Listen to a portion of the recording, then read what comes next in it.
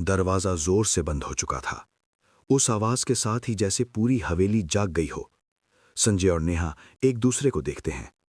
हवा अचानक बहुत ठंडी हो जाती है। पुरानी बत्तियां धीरे धीरे डिमडिमाने लगती हैं। संजय घबरा कर कहता है, बस रात गुजरनी है, कुछ भी छेड़ना नहीं है। आगे बढ़ते हुए उनकी नजर एक कमरे पर पड़ती है। वो कमरा मोटी जंजीरों से जकड़ा हुआ था।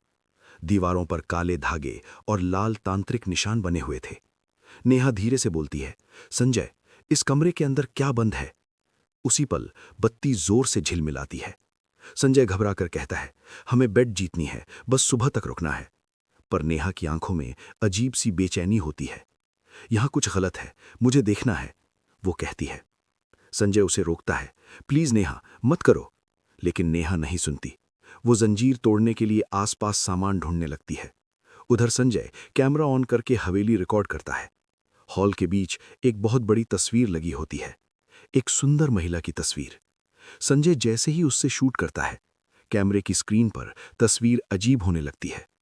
उस महिला की आंखें धीरे धीरे हिलने लगती हैं, चेहरा टेढ़ा हो जाता है। संजय कांप जाता है। ये सब कैमरा ग्लिच है, वो खुद को समझाता है। तभी पीछे से जंजीर टूटने की आवाज आती है।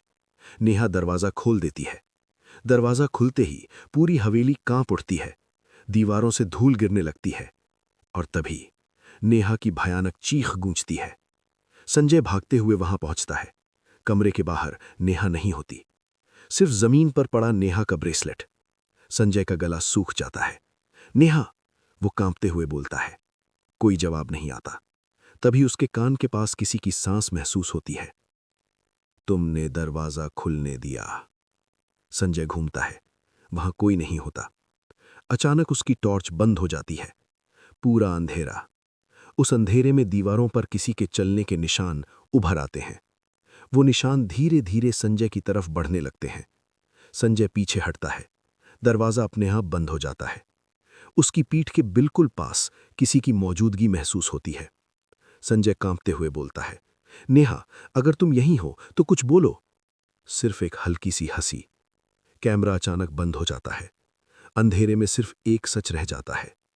नेहा के साथ क्या हुआ ये अभी राज है। पर संजय अकेला नहीं है।